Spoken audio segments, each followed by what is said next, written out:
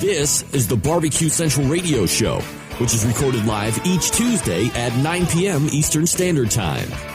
The BBQ Central Radio Show is being brought to you by the BBQ Guru, the original creators of automatic pit temperature control devices, now offering 4 different models for you to choose from. Rest easy knowing that the BBQ Guru is controlling your pit temperature so you can get on with your life. Visit bbqguru.com or call 800-288-GURU for more information. And by Fred's Music and Tasty Licks BBQ Supply, your online barbecue and grilling superstore. From cookers to grills, wood chips and chunks, and everything in between. Also be sure to try the Tasty Licks barbecue brand of rubs and sauces. Check Fred out online at tastylicksbbq.com. And by Stephen DeFranco Jewelers. Located in beautiful Willoughby, Ohio, Stephen DeFranco Jewelers is a family-owned and operated business looking to service the great folks of the barbecue and grilling world. Get free shipping and big discounts by mentioning my name and the term Barbecue Brother. Check out their inventory by visiting StephenDeFranco.com.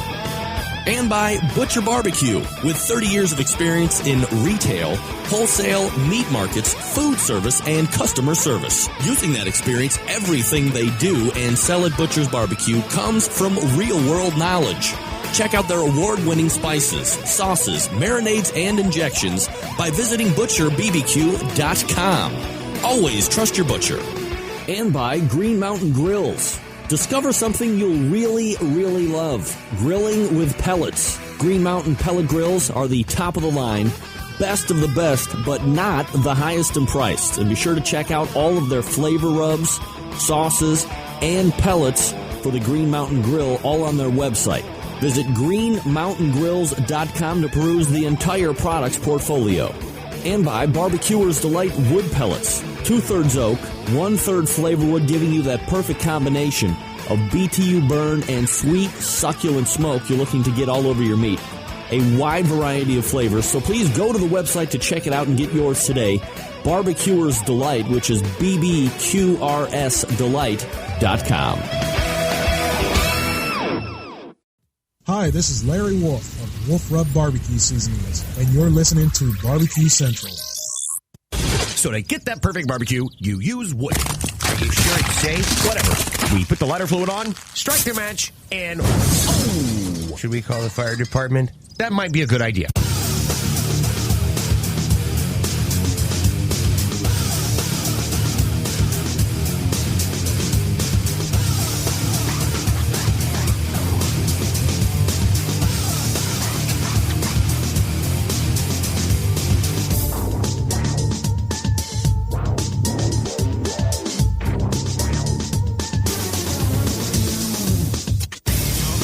All right, good evening and welcome to the Really Big BBQ Central Show. The show that talks about all things important to the world of barbecue and grilling, broadcasting live and direct from the Rock and Roll Hall of Fame city of Cleveland, Ohio.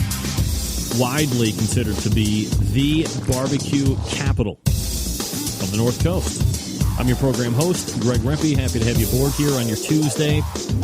2 bits of contact information in case you want to get in touch with the show tonight. More than happy to have you. 877-448-0433. You can also email the show. Greg at thebbqcentralshow.com. There it is, your contact information. 877-448-0433 or Greg at thebbqcentralshow.com. Everything else about the show can be found at the website, thebbqcentralshow.com. And here's what's happening in case you didn't get the newsletter. Once again, if you didn't get the newsletter, might I urge you to head on over to the website and sign up, thebbqcentralshow.com. That way you can get that newsletter that pops out about around 3, 4 o'clock every Tuesday. Man, this really has turned into a gamble. Potential first guest in about 13 minutes from now, Ernest Servantes from Burnt Bean Barbecue Company. He was just on the premiere episode of the new season of BBQ Pitmasters, and we'll see how that actually turns out. Very hard to, the follow-up with him has been a little lackluster. So I'm hedging bets. 8:30 just shot an email out to him, said, hey, I need some type of number to contact you so we can actually do this bad boy. Haven't heard back, and that's kind of been the case all the way through the past 3-4 days since he said he was down for the interview. So we'll see how that goes. 35 past the hour. Current KCBS president and one of the owners of Barbecuers Delight, Candy Weaver, rejoins the show. Always happy to talk a little barbecue with her. Second hour, fan favorite, multiple-time author, world record holder Ted Reeder joins us. We'll talk a little prime rib with him as well, like we do with Meathead, as well as some other holiday treats. Christmas 1 week away, in case you forgot about that, helping you out. So we'll talk to him a little bit about that, his take on the whole deal, and some other side dishes. And we'll see what else. Ted always got something else going on when it comes to the world of barbecue and grilling as well. And then helping me close out the show, 35 past the hour, Malcolm Reed from Killer Hogs. So there is your lineup. 877-448-0433. Greg at the BBQCentralShow.com. Folks, widely considered to be one of the up-and-coming, most popular segments of the world. We made a margarita. No sound, no video. We all good here, guys? Everybody good? Sound, video? Should be all good. I'm sure I would have heard it by now. You might want to refresh. We made a margarita last week. 2 weeks, martini time. And I can string it at least 2 more weeks, starting again with this week for what we call cocktail time. So without further ado, I do think it's cocktail time. Hey. Speaking of cocktail time, it looks like there's a little helper in the kitchen. Little helper in the kitchen. Hey, Maddie. What are we doing? What are you thinking? I don't know what you're doing. Sorry about that. Let me just do this for a few minutes, and then we will quickly adjourn back. Tonight, folks, got to get all my stuff back in order here. It was margarita last week, right? Loved margarita. It was martini 2 weeks ago, as I just said before we got out here. One of my new favorite drinks that I found this summer, strictly because of this particular liquor. This is called the Firefly. It is sweet iced tea flavored vodka. It's a delight. It's refreshing. And again, this could be potentially construed as a summertime drink. I don't believe in that. Tastes good to you. Drink it all year long if you want to, especially on the coldest of days. It's a very simple drink to make. You will need Firefly sweet tea vodka. We use this. It's Crystal Light. Lemonade makes one of these small packets. Makes 2 quarts, believe it or not. So you can make a batch for friends and neighbors. And, of course, you'll need the tall service tumbler. We use tall because, we can drink more out of a tall glass. So, like we pretty much do with every single cocktail, we will head on over to the ice chest. You'll hear, you will not see. And,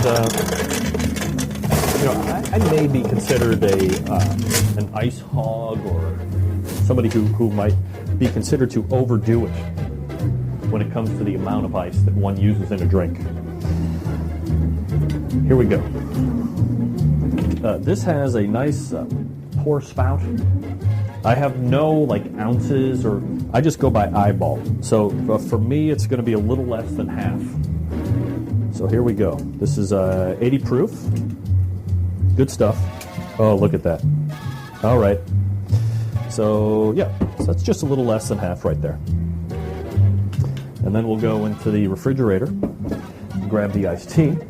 Pardon me just for a moment. It's been chilling for a handful of hours. And then, as the classic Arnold Palmer finds ice a combination, a chemistry, if you will, of regular iced tea and lemonade. I call this drink the Parnold Almer because you take the iced tea away and you use iced tea vodka, which, if you consume enough, might make you say Parnold Almer instead of Arnold Palmer, because you're drunk. So you take your Parnold, you add your Almer at the top, Oh, look at that. Perfect. And then I use this as a stirrer, if you will. Gently stir. I like to go down and kind of pull up in a circular / whirlpool kind of motion to make sure everything is integrated properly into the drink. And then we discard. Uh-oh. I don't have it on, do I? No, I do have it on. Who's calling?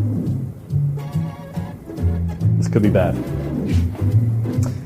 So, here is a Arnold Ulmer. Wow. Lemony, refreshing. Maddie. So there we go. All right, let's adjourn back to the console of broadcast excellence. Here we go. And just like that, we are back in the console of broadcast excellence.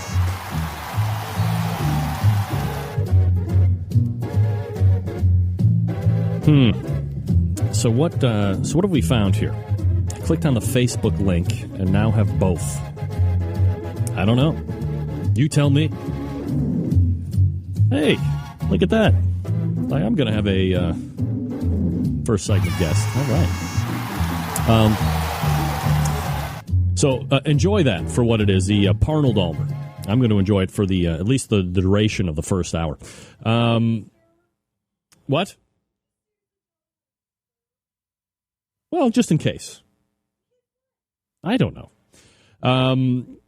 There is a online magazine called Smoke Signals. Google it, or if you go to my Facebook page, and you should be able to go ahead and get all of that from there to link over to the Smoke Signals. So I do want to thank Eric Devlin and everybody that puts together that fine periodical. Keep up the good work, buddy. As far as a recap for the Drive for $5,000 fundraiser benefiting the Corliss Johnson Memorial Foundation.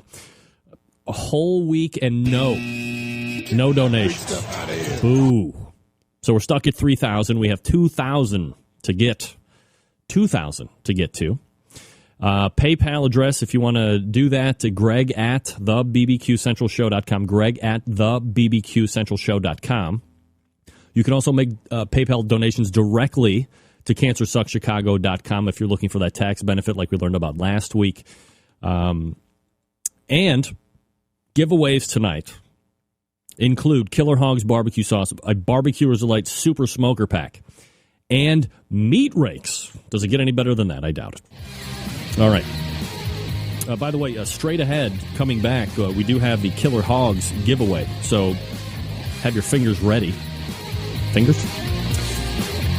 Quickly, folks, if you're like me, then you're always trying to think of ways to step that barbecue and grilling game up a notch. And quite frankly, there's no better or easier way to do that by adding a little Butcher Barbecue to your arsenal. Now, do you need some validation to head on over to butcherbbq.com? Perhaps. Fine. How about 3 winners of the Houston Livestock and Barbecue Contest and Rodeo have all used and won with Butcher Barbecue? Top teams in KCBS, FBA, IBCA all use Butcher Barbecue products. And how about the fact that the Pitmaster of Butcher Barbecue uses Butcher Barbecue products? It's not a gimmick, folks. He uses his own stuff. We all know Butcher's well known for the injections, the pork, the beef, and now, of course, that prime injection, which has combined all the things loved from their beef injection, using its award-winning flavor enhancer, its ability to keep your brisket juicy. They have combined it with what has become the competition standard in beef flavor. It's available for sale right now on butcherbbq.com. Now, perhaps you are looking for a go-to rub or sauce. Friends, you have hit the mother lode here as well. Butcher Barbecue, a full line of award-winning rubs. One of my personal favorites is that steak and brisket rub. But grab some of that honey rub. That garnered a lot of internet fame last year, winning a number of awards and getting a lot of accolades. But try that premium rub, especially if you inject with Butcher's Barbecue, because it's formulated to work with the injection. It's a perfect 1-2 punch to impress the judges and your friends alike. And last but not least, Butcher's Barbecue Sweet Barbecue Sauce. Look, When it comes to sauce, I am as picky as it gets, let's be honest. And Butcher's sweet sauce wins in every category for me. Not overly sweet, a nice slice of tang, and just the right amount of back-end heat. And for crying out loud, no liquid smoke.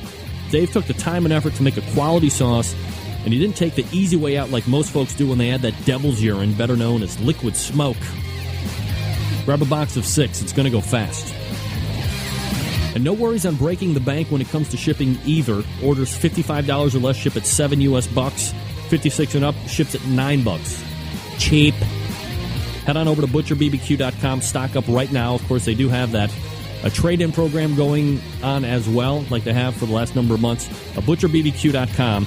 That's butcherbbq.com. Always trust your butcher. We'll be back with Ernest Servantes of Burnt Bean Company right after this. Stick around.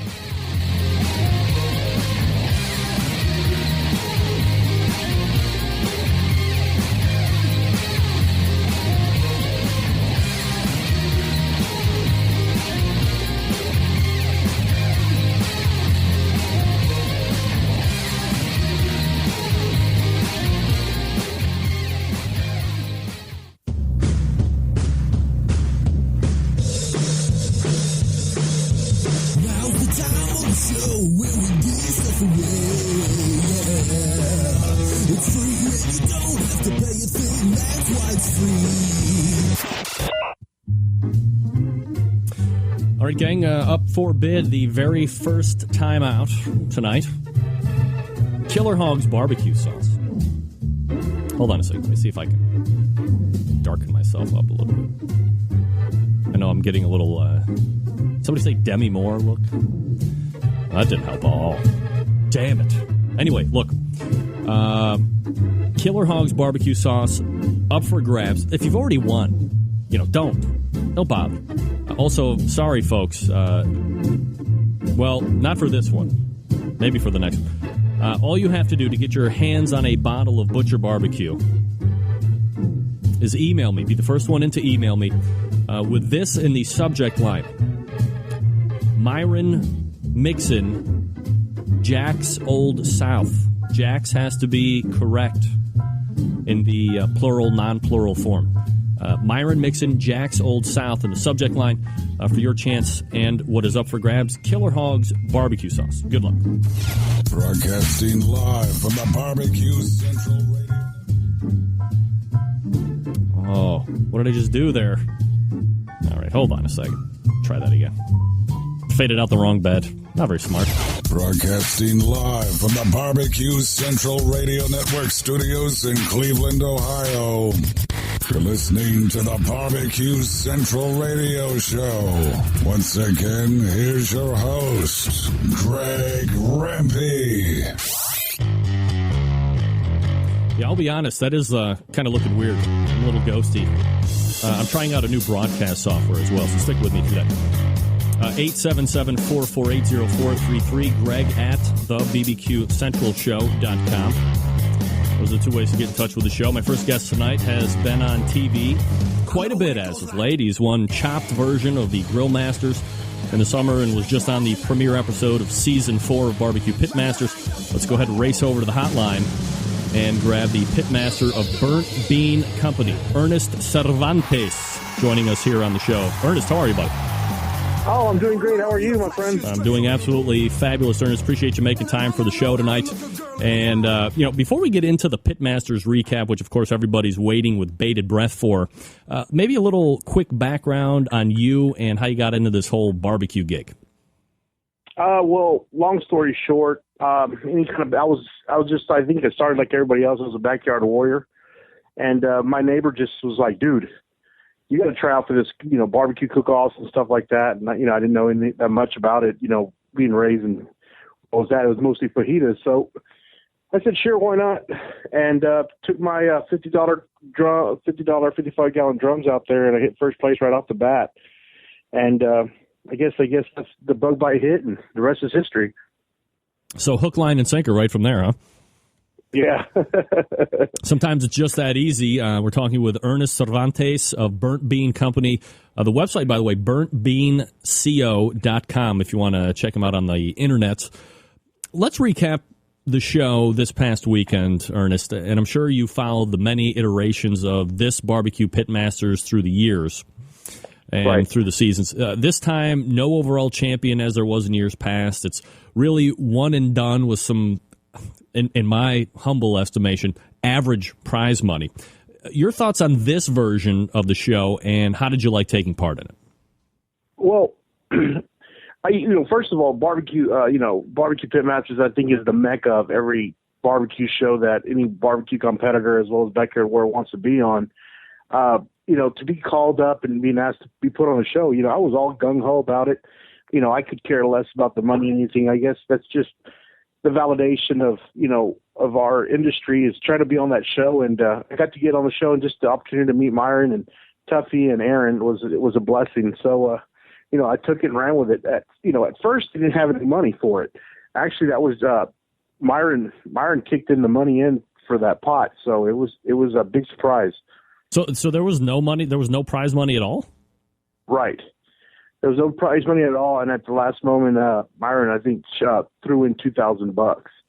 So it was kind of cool. So how was it pitched to you as?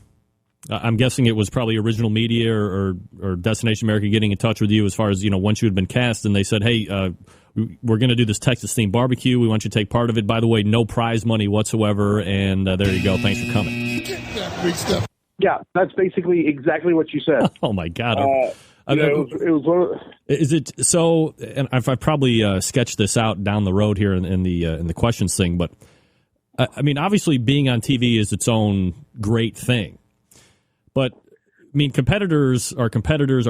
We want to make some cash. We want some money. So when they pitch it as no prize money, did it throw you off a bit? Were you like, I got to think about this? Yeah. Honestly, yeah. If you want to keep it real, yes. I was it was kind of one of those wah, wah, wah kind of moments. But still, to be on Pitmasters was still pretty cool, man. And us professional guys, we can say at the end of the day that we don't do it for money. We do it for we all do it for the money, and we do it for pride and, reputation. But, again, when was the last time they never came to Texas, and to be part of the first show in Texas was pretty cool. And, I was all for it, with or without money, it was cool. I just wanted to be on the show. And, but I was very surprised who I was competing against. Two restaurant people and no competition people, so that was a big shocker there. Ernest Servantes joining us here on the show, recapping BBQ Pitmasters, the debut episode of Season 4, which you just took part in. Now, in true Texas fashion, the meats were brisket and cowboy steak, if you can remember this far back. How did your cook go for you, and, did you leave anything on the table, or were you good to go with the way it happened? When they said brisket, it was a no-brainer. If you think about it, if you had to guess what we would cook in Texas, as the thing, it had to be brisket and some kind of other beef product. So, we went in there, guns blazing, as well as we brought everything that we possibly could for any scenario, any kind of grill as well. So when they gave us brisket, no-brainer, it was basically going back to work just like any other cook-off. The only thing was the brisket I got was, I guess I got to pick third. So my cut of brisket wasn't too hot right off the bat. I got a real thick point side. It was just 3 inches of fat. So it was really bad. But, there's no crying in barbecue. Cowboy it up and I tried my best. I've been seeing a lot of this on the internet. And, of course, if it's written on the internet, it's true. I wholeheartedly believe that, Ernest. What about this notion that people from Texas aren't typically cooking with a Wagyu brisket or a Snake River Farms brisket? Is that, on the whole, true? Is that patently ridiculous? Yeah, what do you think? That's very true. I use Creekstone Farms briskets, but here in Texas we got such a great selection. It's a little bit different, with us down here. We use the Black Angus, and what we, usually use, that's what we use. I could be wrong. There might be some guys that use, the high dollar briskets. I use a great quality brisket, and I'm used to that. So, that was the second time I've ever used one of those Wagyu briskets. So you're cooking. It was a learning lesson. You're cooking brisket. You're cooking the cowboy steak. Now, for the brisket especially, on the judging panel, Aaron Franklin, widely regarded, and he's been touted as being the best brisket cook in the country. So does it make it any more intimidating for you to cook brisket for him, especially considering, who else was on the judging panel, but to have him especially getting ready to judge brisket? Did it put any more pressure on your shoulders? Actually, it was the opposite. When I found out, the rules are, they kind of, if anybody's been on the show, they basically say, hey, we're looking for KCBS style cooking. Down here in Texas, we don't use KCBS, we use IBCA. So I had to research a lot. I called a lot of friends, from Florida, from Missouri, anybody, even New Jersey, to figure out what to do with brisket, not necessarily brisket, but turn-ins, because I'm not used to, maybe there's like 5 cook-offs in KCBS in Texas a year.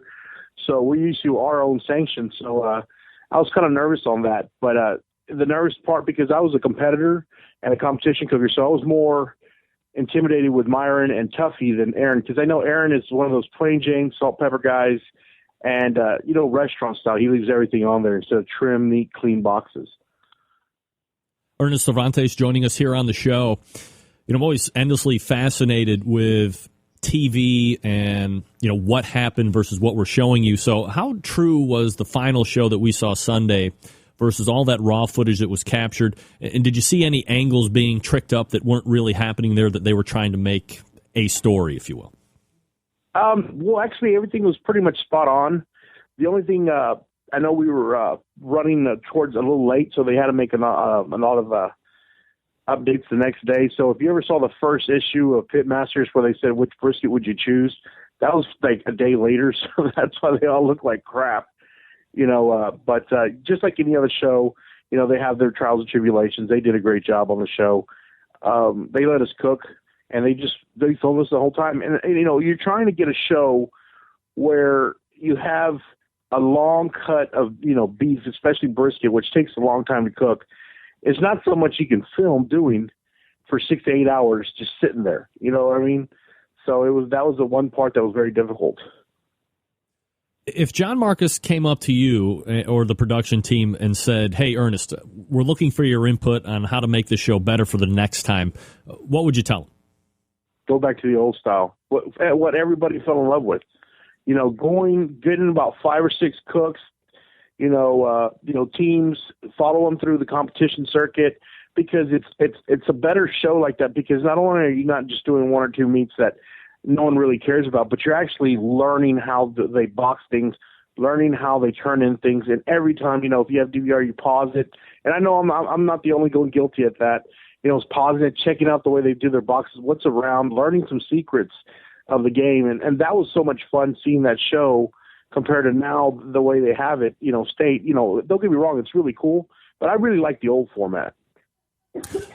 This past summer, you were also on the Chopped Grillers, where they were featuring grillers and pitmasters for this special series for that show, Chopped. You ended up winning that one. What were some of the biggest differences between those two shows since you've done them both? The time. You got 20 minutes. The weather was horrible. You dealt with altitude. The baskets were just insane. And you had, the people that you competed with are just as good as anywhere else. But, the challenge of cooking in such an intense environment, the altitude was really crazy. The 20-degree weather and that wind, that was a challenge. And not only that, you're cooking on something you're not used to. So, just I guess being a grill master or pit master is just willing to adapt to the situation and rocking it. So that was the biggest challenge compared to pit masters, where you're using your own pit and you have 8 to 10 hours to cook one product. The margin of error is not as big as on Chopped. Do you have a preference for one show style or the other, given your druthers? No, they're both the same at the end of the day. They're both the same. I love Chopped Grill Masters. Don't get me wrong, but at the end of the day, I'm a barbecuer, and I enjoy barbecuing a lot more. Ernest Servantes joining us here on the show. BurntBeanCO.com is his website if you want to check him out there. Obviously being on TV gives you a lot more exposure to the mass viewing audience than you would normally get just doing what you normally do, weekend in, weekend out of competitions. How has being on these shows helped you, or conversely, has it been any type of a detractor for you? at the end of the day, I consider it a blessing. It's not very often. I had one opportunity, and I tell everybody this: if you have this one opportunity to be on a show or to be on something that you've always dreamed about, don't take it lightly. Take it, run with it, and don't look back. And that's what I did on Chopped. I had that one opportunity that everybody wishes they could be on TV. And some people might take it lightly, and you might regret it. I balls to the ground. I ran with it, and it was one of those type of things that it was a snowball effect. And I've been getting a lot of blessings and a lot of really cool. Hey, I'm on your show. That's pretty cool. So I'm getting a lot of exposure. But at the end of the day, the guys down here in Texas know who I am. I'm Big Ern. I'm not going to change on that part. There has been some hurts, and hopefully I can get, something bigger going. At the end of the day, that's what I want to do is try to be a full-time into this industry and, eventually quit my job or something. Yeah, that was the next question I was kind of going to lead into was the fact that, do you have any plans to strike while the proverbial iron is hot for you and the team, books, other TV appearances, restaurants, stuff like that, or are you just going to take it as it comes along? Yeah, I've been offered some stuff, nothing really enticing. At the end of the day, I want to compete in barbecuing, and, I want to do stuff like that on the weekends, and there's nothing that's really sweetening the pot right now, if anybody's out there. But, from endorsements, I just don't think I want to roll out any rubs. Cookbook, yes, I'm working on that right now, but rubs and sauces, there's so many great rubs out there. There's so many great sauces. I just don't want to, fall into the fray and just be the flavor of the month this month, on my sauces and rubs. I'd rather wait and see what's a bigger thing out there, bigger plans, You're a Texas guy. Brisket known to be king down there when it comes to barbecue, aside from sausage. Oh, yeah. What are some of the best brisket joints you can hit if I was going to be traveling the great state of Texas? Oh, man, you got to go to LA Barbecue, which was Mueller's out there in Austin. Aaron's is great. Those are those places that you're going to spend a lot of money at that barbecue. Everyday barbecue, there's a place in San Marcos called Hayes Barbecue. I think it's one of these hidden gems, and those guys are great down there. I'm always over there. Robert Sierra from SNS Pits is out there, too. We go there at least once a week and eat some really good barbecue. You can go on a Tuesday this week and a Thursday of next week, and the barbecue is consistently good. Lockhart, it is what it is. I love their sausage, but other than that, it is what it is. But brisket is king out here. We don't put any sauce on anything, and I don't know if a lot of people saw that on the show. There was no injections. There was nothing like that. We just really emphasized the wood and the flavor of the meat. I'm going to throw a curve at you here, Ernest. Shoot. Nothing to do with barbecue whatsoever. There was a movement afoot, or, at least I had heard about it through readings in the paper, hearing it on the news, that Texas was talking about looking to secede from the Union, better known as what I call quitting the United States. Were you aware of that, and would you be on board for a secession if it were to actually happen? That's the one thing in Texas. Everybody says, hey, let's secede. Well, I guess a lot of people forget one thing, man. Who's going to take care of those borders? Those drug cartels are dying to come on over here, and they've got the manpower and everything to do it. And they'll just slowly creep up. Where we're from, we're just 2 hours from the border. I think it wouldn't be good on that part. But other than that, I'm all for it. We have everything we need here. Christmas is a week away. Literally a week away. So hopefully you've got your shopping done, or you're going to have a hell of a time over the next 7 days to get your stuff finished off. But what's the Christmas present you want the most this year, Ernest? I guess what I want the most is to hit the barbecue trail and hit it. At least I want to do some quesadillas this year. And my one, of course, is to hit the jack. I've always been up for the drawings, but never hit the jack. Hopefully maybe this year I'll get the jack. Is it? Have you been to the American Royal Invitational? I've been invited. I've qualified for 2 years. Work's always gotten in the way, so unfortunately I haven't been able to. But that's one of my bucket list things this year, hopefully. Why not just win them both and then call it a barbecue career? That's what I'm saying. It's getting close, man. It's getting close. I got my new barbecue rig. I'm dying. It's kind of like being that kid that can't play with his toy.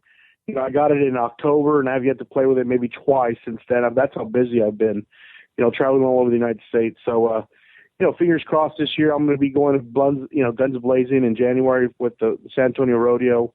It's about 262 to 287 teams. And then from then on, it's all downhill from there. I'm going to be hitting every week a cook-off. There you go. Ernest Servantes is the pitmaster of the Burnt Bean Barbecue Company. Came in runner-up just this past weekend on the premiere episode of Season 4 BBQ Pitmasters. Ernest, appreciate the time. Thanks for coming on tonight. Let's do it again soon. All right, man. Take care. You got it. There he is. Ernest Servantes, Burnt Bean Company. All right. Now, hold on a damn minute. I apologize for the people that are having issues watching. I believe the term is I'm coming in a little too hot. I thought I had made all those proper adjustments when I was trying to get that feed in. Hold on. Oh, that looks bad. That looks a little better. Oh, that don't look good at all. All right. Well, we're just going to have to figure it. Let me put up the black a little bit. All right. So what we've learned is I'm going to be going back to the old broadcasts. I am ghosty, but what the hell is going on there, bro? I gotta blacken up a little bit. No offense. But I do. I got to blacken up a bit. Wow. Congratulations to Don Hopkins for winning Killer Hogs barbecue sauce. Don, if you have my email address, go ahead and shoot me an email again with your shipping info, and then in the subject line put Killer Hogs barbecue sauce. Don Hopkins, I said. Don G, relax. Wow, I'm really fading out. We're going to have to suffer through it this show only, folks, because I have all the other stuff set up. So, wow, that looks really crappy. Yeah, really crappy. Appreciate Ernest Servantes coming on and hooking me up there with the interview. Like I said, I was a little scared in the fact that I didn't know how that was actually going to come out. Wow, look at that. Oh, what a nightmare this is going to be. Why isn't that changing? Oh, wow. Now that looks better. But, okay. Anyway, look. 877-448-0433. Greg at the BBQCentralShow.com. I didn't get to ask him about burn ends. I don't know how these things... I'm so jaded when it comes to television now that when I watch it, I'm looking for every possible production aspect or gimmick or angle that they're trying to work. People were getting crazy with how bad the turn-ins looked for the other two guys, Buzzies and Lockhart. I have to admit, I thought the same thing, but this isn't competition barbecue. This is people cooking barbecue in a competition. Not the same thing. Remember that. All right, we're coming back with Candy Weaver, but first a public service announcement to all the barbecue brothers and sisters from your show sponsor, Barbecue Jeweler to the Stars, Stephen DeFranco. Folks, as I said, 7 glorious days until Christmas. Hurry, folks, hurry. Fading away. I feel like Back to the Future. StephenDeFranco.com is the website. Peruse it, please. And know this, that you're going to be saving a ton of money, especially on shipping. I don't know, where we're at as far as getting it by Christmas or, something like that. I really don't. But if you call him now, maybe you can put a picture of something in a box if it's not going to get there on time, save you from getting your ass kicked out of the house. Nobody wants that. Big stuff out of here. You're going to get crazy deals on the Accutron line of watches, of course. I'm wearing my Precisionist tonight. I was wearing the Accutron yesterday because I was wearing a more fitting garment. But it doesn't have to be watches. It can be stud earrings, which we refer to as that little sexy black dress of jewelry. Necklace. What? That's what they say. I don't know who they are. Big stuff out of here. No. Necklaces, diamond pendants. People wear pendants anymore? Anniversary bands, engagement rings, fellas. If you name it, Steven's got it, and he's going to get you at a price. A barbecue and brother sister price. So here's what you do. Once you find what you want, or just call right in. 440-943-2700. 440-943-2700. Say, hey, Steve, I'm looking for this, or I'm looking for that, or I saw this on the website, or I saw that on the website. I'm looking for the barbecue and brother price hookup. What can you do for me? Help me out. And then he will. And again, everything ships for free. A lot of stuff you're going to get the free engraving with the watches. You get the extended year of warranty. You get the watch care package at no additional cost. And you can't beat it with a stick. You can't whip it with a switch. StephenDeFranco.com. And then 440-943-2700. 440-943-2700. All right, we're coming back with the president of the KCBS, Candy Weaver, and Barbecuers Delight, one of the owners. Stick around, be right back.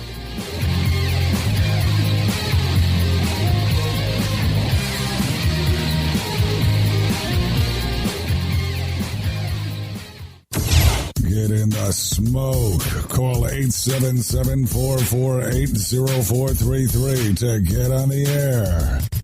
Now, here's your host, Greg Rempe. Big B, Moonshine Band, Suburban Boys Records. Let's go! I'm an outlaw. Give me 2 shots. We don't need a all right, welcome back. Bring a jukebox. 877-448-0433. Greg at the BBQ Central Show if you want to get in. Thanks again to Ernest Servantes for joining me on the show this past segment. My next guest tonight is the current president of the KCBS. She is one of the owners of Barbecuers Delight Wood Pellets and the pitmaster of Barbecuers Delight Competition Cooking Team. Let's go ahead and race over the hotline. Welcome back, friend of the show, Candy Weaver. Candy, how are you? I'm fine. I'm doing absolutely fabulous, Candy. I always appreciate you making time for the show tonight. Before we get into that re-election stuff, Candy, how about a little update on what's going on KCBS right now as the year kind of draws to a close? Well, the pace of everything, we're getting ready for the banquet, of course, in January, and we're getting ready for the big election, and basically wrapping things up for the year. Got good news on our new scoring system has been under development for the year, and it looks like we're on track to have that out for the first of the year, which is really exciting. We debuted it in San Diego, and it still had some bugs, and it's taken some time and a lot more time than we would have liked, but we're getting ready to be done there. So you mentioned new scoring system. What's going to be like some of the biggest changes that the teams are going to be seeing? Well, the biggest change from a team perspective is teams will know where they hit on the table. You know, if you're on a table with 6 other teams, and you'll know whether you were first and last on that table. And I think that's going to be very helpful for a team to see. They may not have won the contest, but you're going to know how you placed on the table with the rest of the entries on in that category. And I think that's pretty neat. Does it potentially open up an issue where if a team sees what table they're hitting on and they don't like the scores, that now they can actually go back and, I don't know if you can question judges directly, but could there be more of a blowback from them through email channels and face-to-face talks about, you know, these tables had these judges and they gave me crappy scores that maybe they don't find out about right now? Well, I think the one thing that this is going to bring home to every cook team out there that there's an awful lot to the saying luck of the table. Now, judging is blind, and even though a team's going to know, well, I was team number 4 or number 5, et cetera, on table number 2, they're still not going to know who the judges were. Candy Weaver joining me here on the show. KCBS.us is the KCBS website, and of course, the company website that she's at, BBQRSDelight.com. You know, as you look back over the course of the year, you know, what were some of the biggest accomplishments that the board was able to get through?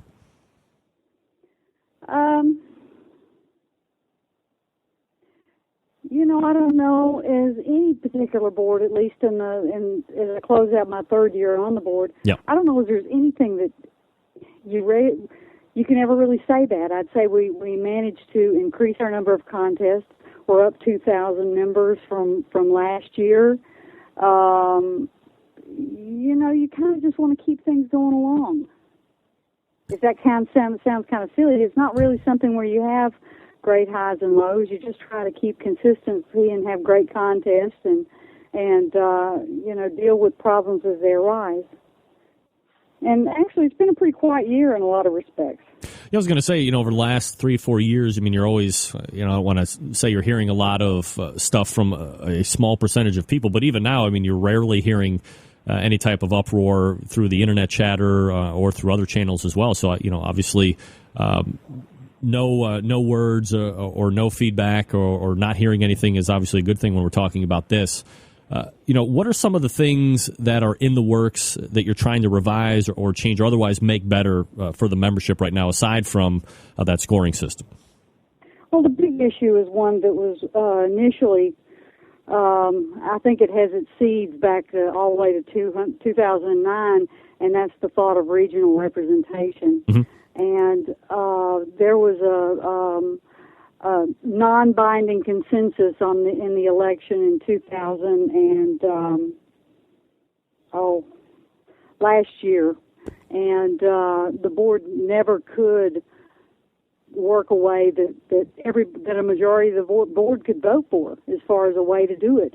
And I have mixed feelings on regional representation. I think in concept it's a good thing, but KCBS is not just a regional organization. It's nationwide and moving outside the boundaries of America. And do we really want to have somebody whose major focus is not necessarily the whole of KCBS, but only, say, the Southeast or the Northeast? And I'm not so sure that's a good way to go. I guess when I hear about regional representation, because, as you said, KCBS continues to grow, you're going to get outside of country borders, you're going international. If you have a regional representation, at least the way that it's kind of spun around in my mind is you're getting input from different areas kind of coming back to the mothership, if you will. So certain things can be taken into account. Is that not necessarily what regional representation means? Well, we're talking about regional representation on the board. And if you split half the board, 6 members of the board, up to where they are elected only by their specific region, and not by the membership as a whole, where is their primary focus going to be for KCBS, or is it going to be for the southeastern region where they were elected, or where or whatever? I'm just using it as an example. And one of the biggest, you can gerrymander it around, and does it need to be set based on number of members, so that ideally your voting pool is 2,000, 3,000, 4,000, whatever the number is for whatever region? Do you base it on number of KCBS events? Do you base it on a totality of all of that? And what happens if you have one person running from one region and they get elected with less than 100 members voting for them? And that person is going to have the same vote and the same voice on the board as somebody that was elected with over 1,000 votes? No. I think there's a lot of ways that regional representation has happened naturally over the course. I can remember back at the beginning of the century, early 2000s, and most of the board members, if not all of them, were from Kansas City. Nowadays, board members are from all over. And while a popularity contest may not be the best way to do it, at least we're all on an even playing field. So this kind of dovetails nicely. We're talking with Candy Weaver, by the way, current president of the KCBS. You were up for re-election to the board, which will be taking place in January, voting-wise. You do have that unique insight as to what's actually going on the board right now. Why are you running for the board again, and why should the membership consider you for re-election? That's a hard question, Greg. Is it? In a lot of ways, I think I've given 3 very good years, and it's rather a thankless job. And I went into this because I felt very strongly about some things that happened in 2009. And my 3 years on the board, I've accomplished a lot of what I wanted to. And I'll be honest with you, when I ran the first time, I had no intention of running for a second term. During the course of my travels over the last year, I had an awful lot of people ask me to. And so would you be running for other people then, or do you really want to do it? Do I really want to be on the board? Yeah, I mean, with people, sometimes you run into an issue where maybe your heart isn't in it, but you have a groundswell of people coming up to you saying, hey, we want you to stay on, we like what you're doing.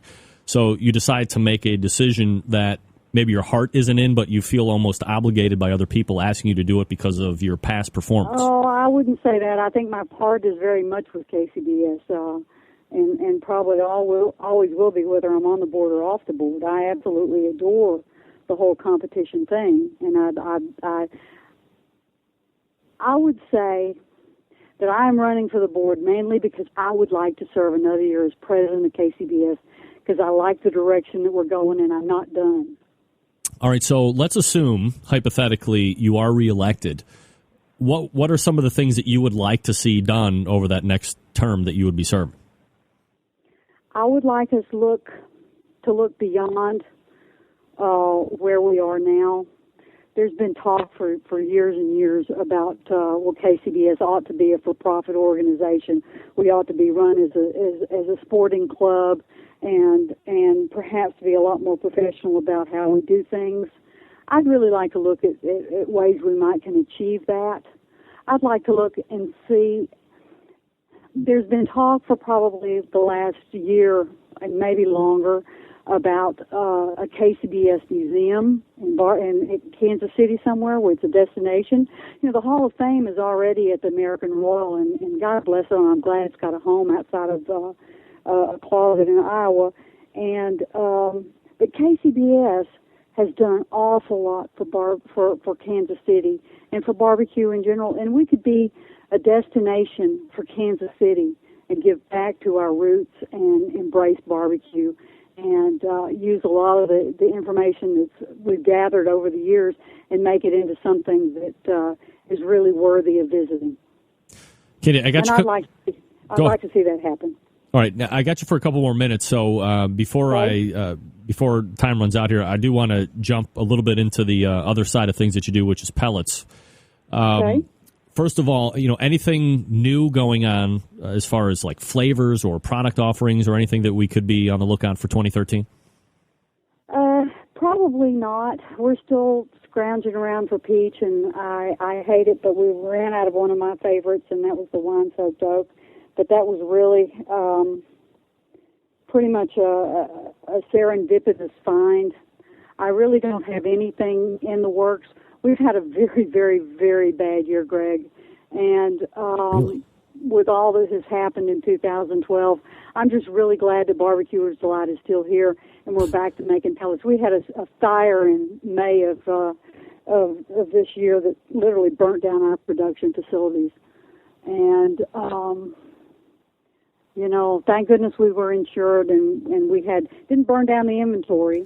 And it was very closely kept, but we've had a really, really hard 8 months, or 6 months, or 7 months, however many. Oh, my God. I mean, we're not 100% yet. Yeah, fire and anything that's making combustible fire stuff can never be good. Fire is a 4-letter word. Yeah, no doubt about it, and it starts with F, too, so imagine that. Mm-hmm. Now, your pellets, and I've had people ask me kind of along the line, all Barbecuers Delight pellets are made by Barbecuers Delight. They're not farmed out anywhere. And oh, absolutely. We don't have anybody else make our pellets. We make them ourselves. We have 5 pellet mills and employ about 50 people. Is there? I mean, we've talked before about how they're made, but is there like a drying process, or is it just kind of compressed and then sent through and extruded out into the pellets? How does that process work? The wood itself starts off at very, very, very low moisture. and it goes through a hammer mill process that mixes it up and sizes it, crunches it down, and then it goes into a pellet mill, which extrudes under high pressure and associated heat. The wood kind of liquefies and extrudes out through the dies and becomes pellets. And pellets are 5 times denser than natural wood. Right. If you take a pellet and put water on it, it'll swell up 5 times its normal size, and that's the size of the natural wood. But pellets basically come out, I want to say, 85 to 90% dry.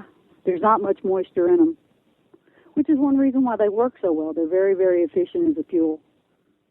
Absolutely. All right. So Candy Weaver, currently the president of KCBS, running for re-election.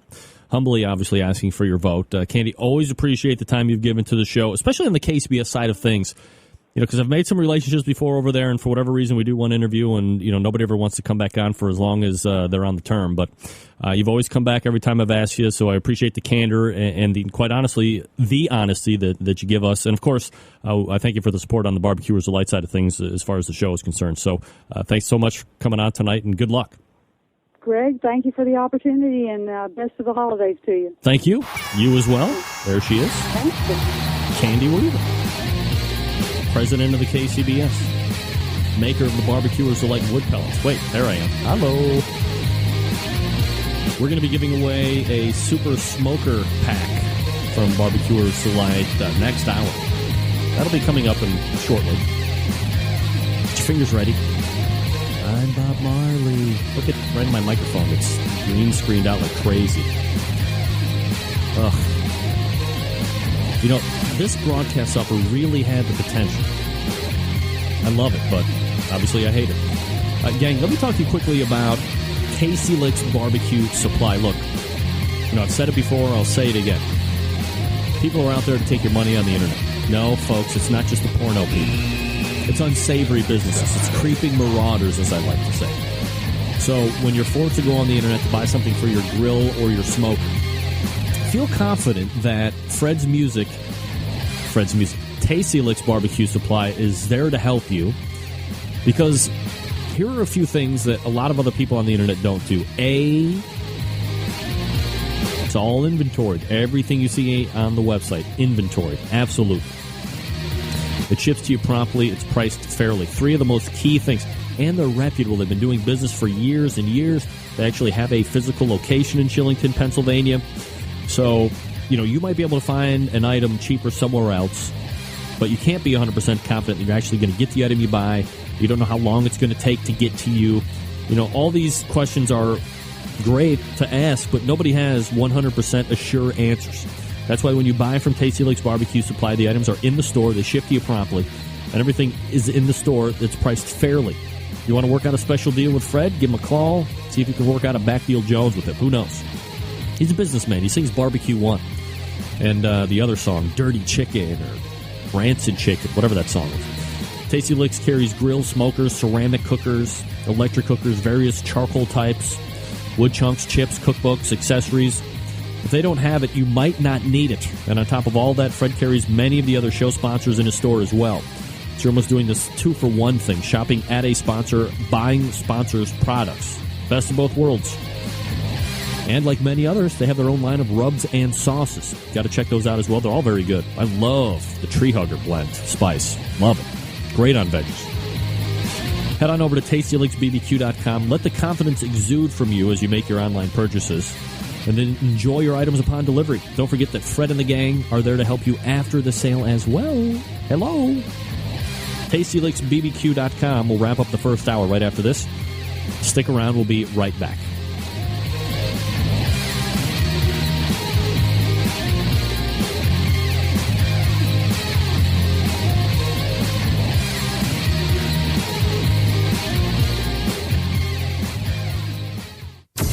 Big name interviews, advice on cooking brisket and ribs, and the only host willing to share his honest opinion on all things important in the world of barbecue. It's the Barbecue Central Show.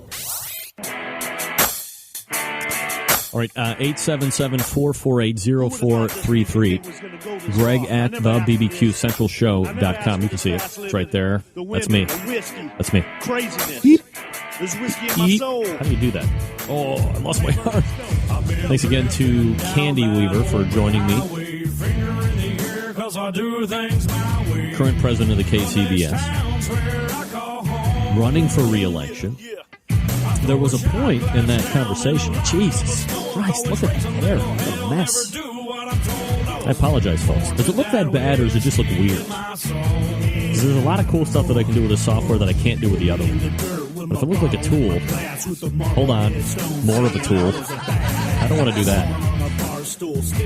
There was a point in that conversation, I don't know if you guys picked up on it or not, that it sounded, she had no intention of running for a second term.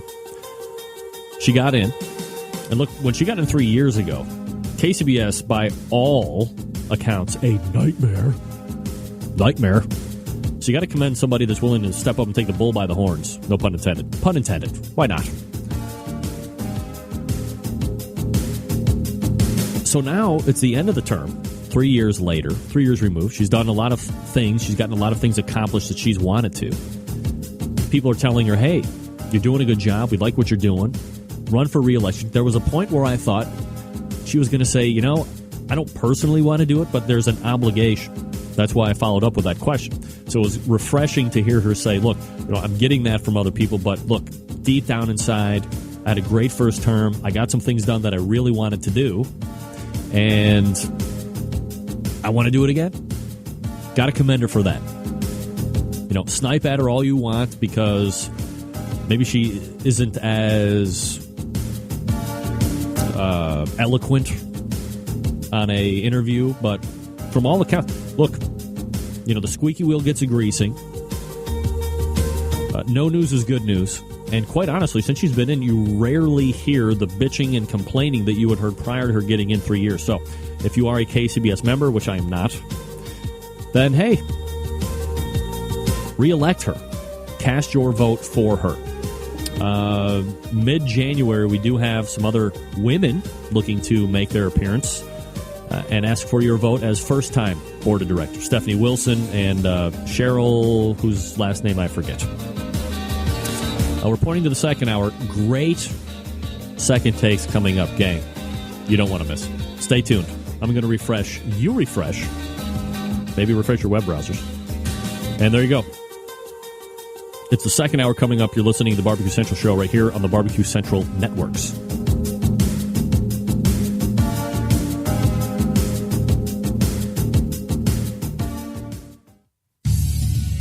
Hi, this is Scott Greenya from Fairfax, Vermont, also known as Scotty DQ, and you're listening to the Barbecue Central Show. From my heart and from my hand, why don't people understand my intention? Happy to have you aboard here for the really big barbecue show. We cook because we have to, and we grill because we want to. Fine, how's it going? You have a great show on the big thing. So what seems to be the problem here? This man looks like he's dead, and he's in the crackle. Charbono! It's all about the charbono, dude! Succulent fish. What? He ate 54 wieners. But listen, Lavernius, shake a face. I'm shaking like a dog shit peach seeds. You could use it to fight off creeping marauders looking to take your steaks off your grills. I just like being anywhere with Junior, Senior, and Diva. Sounds like a whole other type of movie. Wow. Yeah, really. Keep it hot, keep it clean, keep it lubricated. We have top men working on it right now. Top men. All right, and just like that, we are into the second hour. 877-448-0433. Greg at thebbqcentralshow.com. In case you want to get in touch with the show, you want to weigh in on something. Thanks to Ernest Servantes and Candy Weaver for last hour. A little off-center here. Hey-yo. Coming up in the second hour, Ted Reeder, about 13 minutes from now. Closing out the show, Malcolm Reed. Like Malcolm Reed? I like Malcolm Reed, absolutely. We're talking pork tenderloin with Malcolm Reed, one of my favorite things ever on the face of the earth is pork tenderloin. Well, folks, let's come to this. I just want to thank all of you for listening, being fans of the show.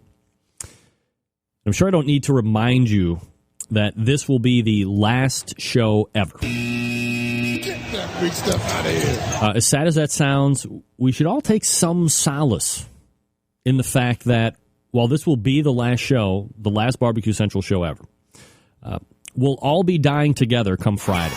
That's right. The Mayan calendar says that Friday, December 21st is it for us. We will be evicted from our persons and, well, hence no more show, right? Spend wildly. Drink copious amounts of alcohol. Smoke your weed. Blast rails off the backs of dead hookers. Eat your meth or X or whatever you've been pining to do, lo, these many years. Because in 3 days, folks, we're done. Get that big stuff out of here. Remember, you can't take it with you. You can't take it with you. Let the tomfoolery begin. And if you think I'm wrong, folks, have I got a picture for you? You think I'm kidding? You think the world's not ending? Look at this weather forecast. Monday, kind of rainy. Tuesday, Wednesday, Thursday. Friday, 1,250 degrees with meteors and comets. Get out of here. No. What the heck? Yeah, whatever. I'll see you next week. Damn right. Got to make the Section 8 next week. Love that, though. Love that forecast. 42 degrees Sunday. Today it's 45. It was about right. 45 degrees was about today. 40, 45. And then Friday, 1250. 1250. That's right, Travis. We'll be on God's barbecue pit. Rendering our proverbial fat. Programming note for the next 2 weeks. Next week, week after, we're going to be moving to Wednesday the 26th and Wednesday, January 2nd because of the holidays that will take place on those Tuesdays. So we'll be going the 26th and the 2nd, Wednesday. So obviously we talked to Ernest Servantes about BBQ Pitmasters. Little update, the premiere of the new season took place this past Sunday. Destination America. Check your cable provider for the station number, and I know a lot of folks either don't get it or need to upgrade their package to see the show. Look, I don't blame you if you don't upgrade. I didn't last year. I wasn't going to pay $30 extra to see one freaking show, and quite frankly, I think Myron Mixon has run its course on the show. I would much rather see him cooking than telling Tuffy and Aaron to suck his balls every 5 seconds. It's getting a little long in the tooth for me. And to that end, and again, just my opinion, I have a long-standing dislike for this style of format or show, but to me, the trash talk between the teams seems so unnatural. Like forced, or perhaps it was even suggested that they do it. It's weird. It's awkward. And quite frankly, it lessens my enjoyment of watching a horrifically average show overall. And the thing that bothers me the most is the fact that Destination America has, from all accounts, from their accounts actually, a high ratings getter for itself in the show BBQ Pitmasters. It spends zero money. Zero money out. No overall champion. Weak. $2,000 for a winner of each episode, which we just learned was like coming out of Myron Mixon's pocket. They had zero prize money for the show. What? Give me a break. I mean, no big name sponsor ponying up for some real cash for these teams to get after. Look, I understand that being on TV can help with the bottom line, especially for some of these teams that own restaurants. Like 2 out of the 3 had restaurants. But just like Ernest, and Myron for that matter, which I hate to say, I want to get paid, son. And maybe I'm nitpicking here just a little bit. But if you read the show info provided by your cable provider, so, when you find it on the TV, it should have a little write-up. if you go to that info provided by your cable company, anybody else see this? Sorry. Kevin Roberts' name. Kevin Roberts' name shows up as being in the show. So after I crapped my pants because I thought they brought back this guy to host the show for the new season, I shot John Marcus a quick text message to confirm, and he quickly dismissed the fact that he was going to be on the show. But the overriding factor here is that Destination America doesn't even give a crap enough or a thought enough about changing the promo write-up for their new season premiere. Is this thing on? Hey, executives over at Destination America, drop the $5.78 on the rewrite and submit the damn thing again. Do you have any idea how many people might have thought about not watching the premiere if they thought Kevin Roberts was hosting again? Oy vey. Yeah, I know how many. At least one. Me. Egads. Can you imagine that guy back on the show? Instant chat feedback right here. If Kevin Roberts is back hosting on the show, you guys tuning in or you're tuning out? Holy crap. Maybe it's just the overriding factor that I just don't like that style of show. Don't ever get that confused with the fact that I don't like who's on the show. I love everybody on the show. If it's barbecue, I'm about it. I like it. If it's on TV, it's good. But the format of the show sucks. So don't think that I'm sitting here talking tough and that I haven't told John Marcus on several interviews that he's been on this show that the style and the format of this show sucks. Because I have. The show that will win the people and the fame and the adulation over is the one that I constantly pitch to him and that no other production company seems to want to take into account. Latch on to one barbecue team or two and follow them the F around. They do 25, 30, 35 competitions a year. That's obviously where the focus of the show is going to be. But why is Deadliest Catch so exciting? Why is Bigfoot so exciting? Why is Duck Dynasty so exciting? It's not because they make stupid duck calls, because those tards on Bigfoot are trying to find a freaking Bigfoot, because we all know there's no Bigfoot. Or the guys on Davis, they fish. They're fishing every day. It's because over time, now you've become invested in the people, the deckhands, the kooks trying to find Bigfoot, the rednecks making duck calls. That could be a new barbecue. That could be the most popular barbecue show on earth. That's what season one was in essence. And that needs to be done. It needs to be done. It can be a hit. But no prize money for a chopped knockoff for BBQ Pitmasters. Quite frankly, sir, insults my intelligence. Come on. We're smarter than that. On the show next week, Best of Barbecue 2012 Roundtable, or 2012, depending on what you say. Also, Gary and Dion Lanton from Holy Smokes Barbecue will be on, talking about their appearance on Pitmasters. January 2nd yields a very popular guest, Rod Gray from Pellet Envy, kicking off the new year in style. We'll be talking about, his new barbecue sauce and rub. He'll have been on Pitmasters at that point, so that's going to be fun and fabulous. Be sure to tune in. Again, those will be shows on Wednesday, next Tuesday, and the following next week, Wednesday the 26th, and then the following week, Wednesday the 2nd of January. The new year, 2013. You name it, guys. Alaska Frontier, Swamp People, you name it. You like the people. You like the people. Trust me, there's somebody compelling enough on the competition scene, or two people, that would make that show happen, and that would be the best barbecue show that ever lasted. You'd go on for seasons. You'd have money out the yin yang. You telling me Kingsford doesn't want to get on top of that? Give me a break. All right. Coming straight back, we have your chance to win the Barbecuers Delight Super Smoker Pack. Let me talk to you quickly about the longest-running sponsor of the show, the Barbecue Guru, makers of automatic pit temperature control devices, located in Warminster, Pennsylvania. If you're not familiar with how automatic pit temperature control devices work, I'm not going to get into the minutia, but imagine a product that lets you set your pit temperature, and once it's set, It keeps it running at that set temperature all the way through the cook. Sound too good to be true? It's not.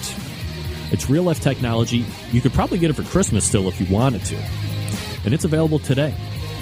Now, maybe you're a busy working professional, or perhaps you're constantly on the run with kids, or maybe you're a professor at a college. You also work as a outpatient therapist at 2 other different places, and you're a full-time mother. You don't have time to sit there and 10 pit temperatures. No, you're way too busy for that. That's where the Barbecue Guru allows you to throw a pork butt or a couple slabs of rib or a brisket on. Then you're off to do whatever it is you need to get done, and the Guru has your back when it comes to pit temperature. There's a number of models to choose from depending on your budget, depending on your level of geekdom. And look, it is smartphone technology, it's tablet technology, it's Wi-Fi technology, it's a CyberQ Wi-Fi. It's the best thing that's happened to automatic pit temperature control devices in the last 15 years. I don't even think they've been around that long. But if you have connection to Wi-Fi through any of those various channels that I just mentioned, you don't even have to get out of bed anymore to check your pit temperature or your meats. You can log on. You can see where your pit's at. If you're cooking fast or you're slow, you can ramp up or ramp down depending on where you're at. You can see your internal temperatures of meats up to 3. Forget about it. Of course, they do have that Onyx oven as well. It's been winning on the competition circuit as well as in backyards all over the country. Fully insulated, holds a lot of meat, accommodates the half and full pans for catering. Do yourself a favor. Go to thebbqguru.com or give them a call, 800-288-GURU. That's 800-288-GURU. And get hooked up with exactly what you need to get you up and running right out of the box. thebbqguru.com or 800-288-GURU. The Barbecue Guru is a breakthrough in barbecue technology. We'll come back with your chance to win Super Smoker Pack from Barbecuers Delight. Stick around. We'll be right back.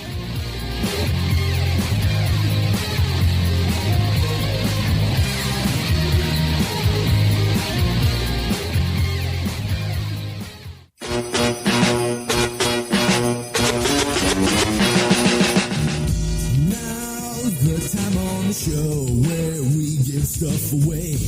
People give us stuff to give away right here on the show right now. Yeah. All right, folks, the Barbecuers Delight Super Smoker Pack is up for your winning pleasure. Again, Don Hopkins won the Killer Hogs barbecue sauce. The Barbecue Smokers Pack includes 4 1-pound individually wrapped woods. I believe it's a mesquite, hickory, apple, and cherry. Don't hold me to that. But you also get the cast iron pot. You know, when I do the Barbecuers Delight read, I always say, hey, if you don't have the wood pellet fired thing, get the cast iron pot option, right? Yeah, I'd say that. It comes with it. Also an autograph book about barbecue pellet cookbook or something. So, if you want to win the Barbecuers Delight Super Smoker Pack, you cannot be from Canada. Only Americans can win. I was chastised last week about that. Look, it costs a lot of money to ship up to Canada. Canadians, no offense, you're just expensive to ship to. So if you want to win, you have to be American. And in the subject line of the email you're about to construct, you have to put Ted's BBQ World on Twitter. Ted's BBQ World on Twitter for your chance to win the Barbecuers Delight Super Smoker Pack. Good luck. Broadcasting live from the Barbecue Central Radio Network studios in Cleveland, Ohio. You're listening to the Barbecue Central Radio Show. Once again, here's your host, Greg Rempe. All right, we're back. Ted is traveling. So as much as I hate to do this, I got to make the phone ring. Where is he at? There we go. And we'll just wait here.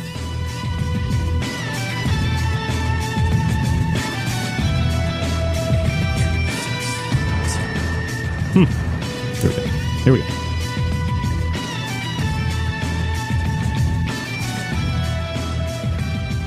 Hello? Damn it. What the hell just happened there? Try it again. Boom.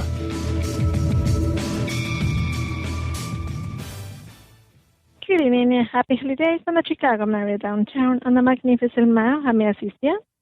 Room 1005, please. Ted Reader. 1105? I'm sorry? Sir, may I have the last name of the guest? Yeah, Reader. Reader. So, room 1005. Yes, sir. Let me connect you. It's actually a different number, but let me connect you. Did that lady just tell me I was wrong? F you. Tell me I'm wrong, lady. Yellow. Teddy! Greg, how you doing? All right, Ted, look, I have to give you the proper introduction before we go any farther. I apologize. Let me pull back. My first guest in the second hour, a show favorite, penned any number of barbecue and grilling cookbooks, owns the world record for the biggest burger ever cooked and then, of course, eaten, has a very successful line of rubs, sauces, widely considered to be the Pitmaster, and, of course, a regular contributor to here on the show. Let's go ahead and race over the hotline as we welcome back Ted Reader to the show. Now we can do it. Teddy! Good to be here, Greg. All right, Ted.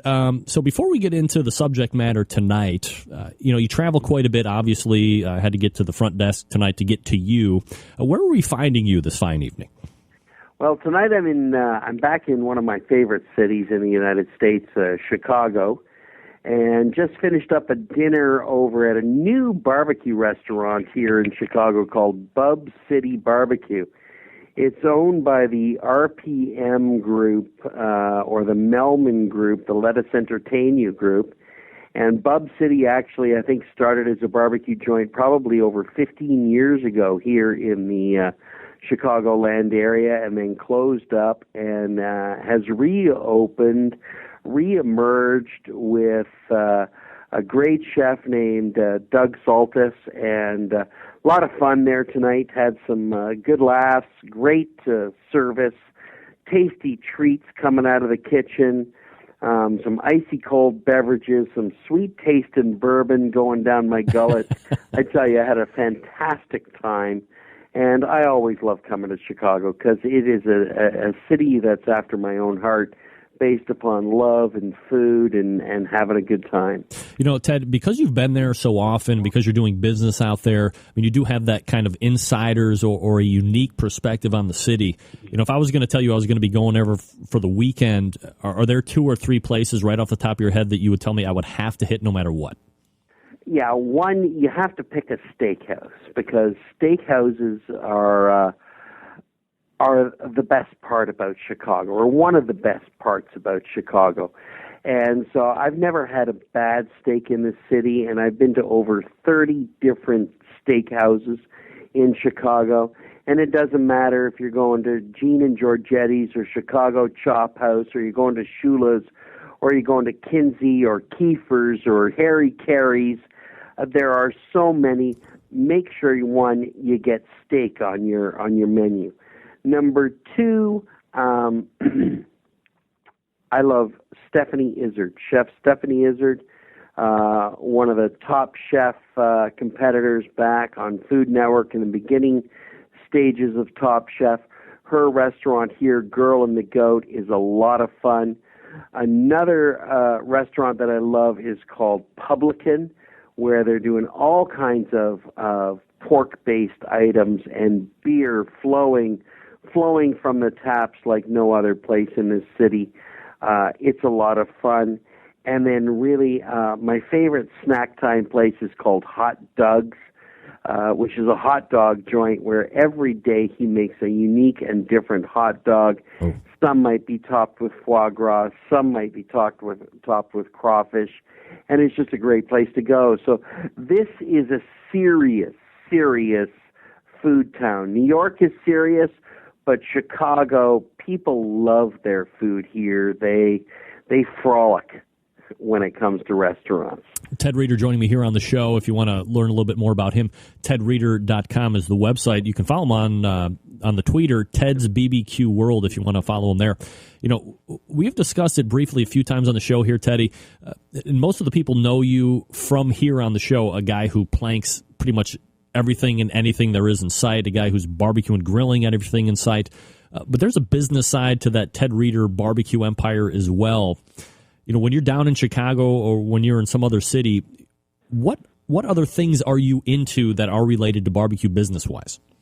Well, one part of my business is retail and food service product development. So I help manufacturers develop and food processors develop further processed food items. So one of my clients here in Chicago is a company called Rupari, and they cook probably 60 million pounds of ribs a year. Wow. And a lot of them are formulations that are based upon my recipes and developments for them. But they cook for everybody in food service and retail, from Costco to Walmart to different restaurant chains throughout North America. And our business here at Rupari is based upon ribs. It's ribs. We cook a lot of ribs. And we naturally smoke them. We hardwood smoke them. We log burn them with hickory and oak and a variety of different woods depending on the formulation. We create signature rubs for each rack of rib that we're going to do for the particular customer. And then it's the sauce that we put on those fully cooked wraps those ribs that go out the door. And it's a lot of fun. But I work with a number of different companies, from the seafood world to the poultry world, and from organic to not organic. And it's just, for me, the development of food items is just a lot of fun. I love to create new recipes that I can share with people. And I don't have a restaurant in Toronto. I have a catering company in my hometown. But for me, it's being able to feed millions of people fun food and enjoy. And barbecue, there's nothing more fun than barbecue. Whether it be grilled or it be smoked, it's a life that's pretty tasty. And you can sit back and you can pull that bone cleanly from a rack of ribs, or you can grill off a steak, or you can have yourself some shrimp that's been grilled, or a burger, as simple as it can be, or a hot dog. As long as it makes your mouth water, that's a delicious, delicious piece of food. And that's what life's about. We get one chance to live here, and we have a short time, and we might as well, with all the crap and all the shit that goes on in this world, I look at it as if you can sit around a table with your friends and family, and you can share a meal, and you can say, you know what, none of that other shit matters. What matters is my friends and my family and the food that we're eating and the time that we spend together. That's what life's about. For me, it's a good time every day. Ted, I don't want to bring you down because you're on a roll. Thank you. But in case you didn't know, Friday we all die. Yeah. Well, you know, I have a philosophy about it, Friday, that we all die. I don't give a shit, because the bottom line is, you know what? The Mayans were around a long, long time ago, and they may have some insight that we don't have. But what they didn't have back then was bourbon and beer. Yes. And we have that now, and as far as I'm concerned, as long as we have bourbon and beer, life will go on. Absolutely. And who better to end my life and show with than Ted Reeder, 3 days removed from everybody losing their life? I mean, it couldn't be any better than that. Now, look, thank you. Ted, we've discussed, we're going to get into prime rib here in just a little bit, but, we have Christmas pretty much exactly a week away.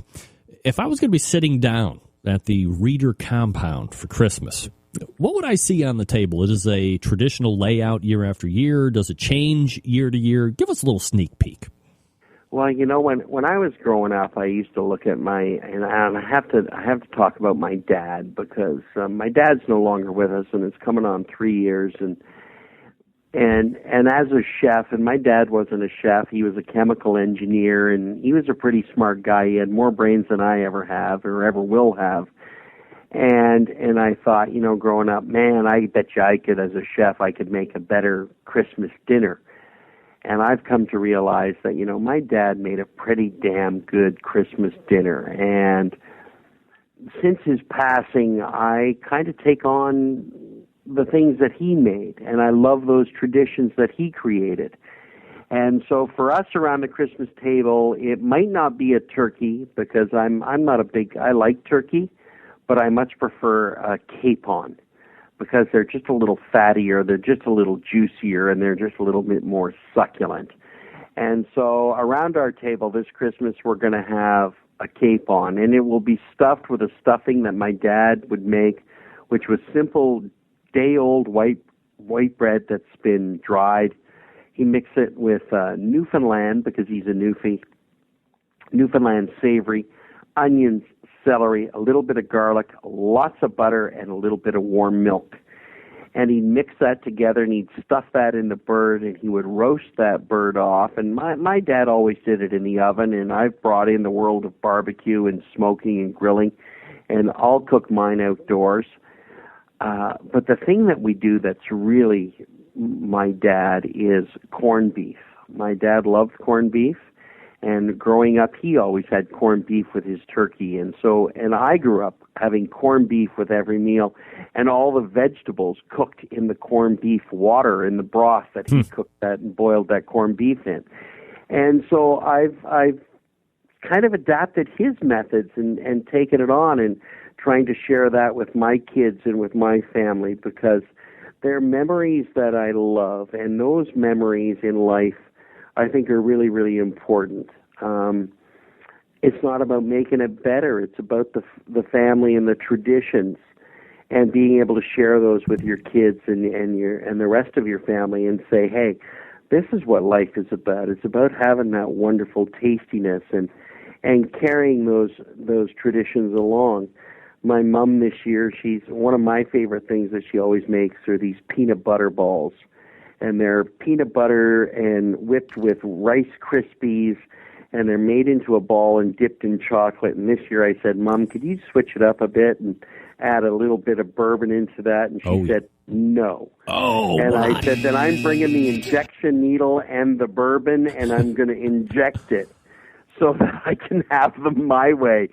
But those are the things that I love, and I can't wait. You know, I have young little kids. They're 5 and 6, and I can't wait to share those experiences with them and watch them grow, and hopefully they'll pick up and create their own along the way. Ted Reeder joining me here on the show. TedReeder.com is his website. Ted, we are, as we'd said before, a week away from Christmas. Obviously, a lot of people tend to trend towards the prime rib at this point. Some people do turkey, some people do ham, whatever, but prime rib seems to be the overwhelming favorite for Christmas. On the surface, Ted, where do you rate this amongst the cuts of bovine? Is it great? Is it average? Is it overhyped? What do you think? Oh, I love prime rib. My wife and I were recently out for dinner, and she said, let's go to this local steakhouse near our house. And I said, yeah. And she said, what are you going to have? I said, I'm going to have their prime rib, because that's what they're known for, is their prime rib. And I love prime rib, one, because it has a lot of fat. And as you know, I love fat, and fat is flavor. You cut me up, I am one delicious mofo, okay? That's the way it is. Skinny little bastard's got nothing on this big dude. And I love that, where the internal fat starts to render and self-base that prime rib. And I like to I love to do it on the rotisserie, low and slow, and just let it spin and let it cook and come up to a nice rare, and then I wrap it. And what I wrap it in is I first put a layer of tinfoil over top of the prime rib, and when it hits about 135 degrees internal. And then I learned this from my dad, is I take a kitchen towel and I dip it in hot water and squeeze out the water, but this towel's now warm. And if you want, you can pop it in the microwave for about 45 to 50 seconds and get it even hotter. And I wrap that over top of the aluminum foil over top of the prime rib. Mm-hmm. And then I lay on about 3 or 4 more layers of kitchen towels. And that keeps that prime rib warm, and let it rest for a good 15 minutes to 30 minutes, and it'll come up to a nice medium rare. Just rest and sit there nice and easy. And I use lots of on my rub on the outside. I use salt, pepper, and fresh garlic. Tons of it, lathered on there. And then I cut that prime rib about 1.5 inches thick, throw it on a very, very hot grill over hot coals, sear it, 30 seconds aside just to seal it all in, and then sit back, put some extra hot horseradish down and some mashed potatoes, pull out that corned beef, boiled cabbage and carrots and turnips like my dad used to do, and prime rib is wicked. And we're actually doing that on Boxing Day. I've got some friends coming over, and that's what our dinner is on Boxing Day this year. Now, I talked some prime rib with Meathead Goldwyn, who's coincidentally in Chicago, by the way. And we talked last week, 2 segments. It was crazy. And I drew a correlation, Ted, between Thanksgiving and turkey and this anticipation of it and how that relates to the stresses on the cook. Now they're under this pressure that they can't screw up the turkey. Likewise, a similar pressure is placed on the cook a month later with that prime rib because, hey, it's a lot of freaking money to screw up the prime rib, especially when we're doing it cost per pound when compared to the turkey. Yeah, you could be spending, for a whole prime rib, you could spend $100 to $250. No doubt. The 7-boner is going to be, upwards of $200, no doubt about it. Can you list out some have-to-dos with this cut to make sure that we give ourselves the best chance of success? Number one is find yourself a butcher that's going to give you a quality prime rib. One, you want to have a prime rib that's got a bit of age on it. A minimum would be 2 weeks in my book, but I would much prefer 3 to 4 weeks of age on it because then I know it's going to be mouth-watering and succulent. You want to have a heavy bit of marbling, that internal fat in the meat, because that's going to also produce the flavor and the succulence that you need. I like to, when I do it, and I do my prime rib on the rotisserie, and I would say that, if I do 5 prime ribs a year, I do 4 of them on the rotisserie. And I sear that prime rib first on the rotisserie at about 450 degrees to get a nice seal on the outside. And then I turn it down to about 350, 375, and I put a drip pan underneath, and I baste it with melted butter, fresh rosemary, and garlic. And if you want to add some beer into that mixture, you can do that, just to keep it moist as it spins. Patience is the key to this prime rib. Don't try and rush it. But the most important kitchen tool you need is an internal thermometer. You want to be able to look at it and test that meat temperature. The one thing about prime rib is if you make it well done and you've taken it too far along to 160 degrees, even 170 degrees internal. Lord. One thing about prime rib is that it has enough internal fat that will help you keep it nice and moist.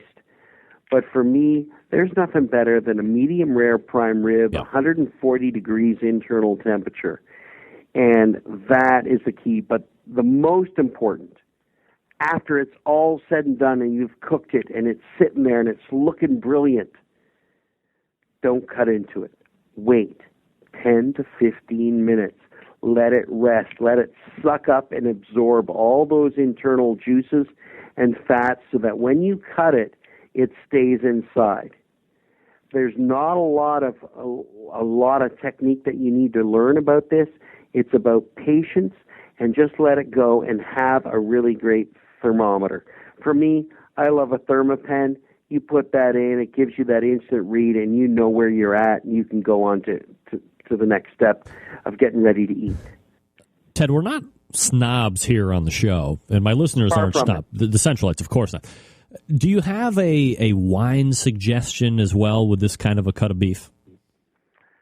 Well, I have a problem is that I'm allergic to wine. What? Yeah. Ted Reader is allergic, and red wine does, like, I can drink a bottle of bourbon like no tomorrow and suck back a 2-4 a brew, and I'm still going.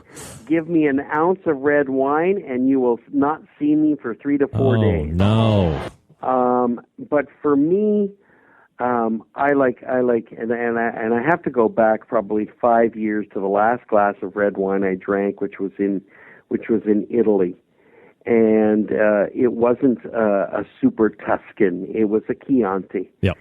And I had this wood-burning pizza oven, and I had a veal roast.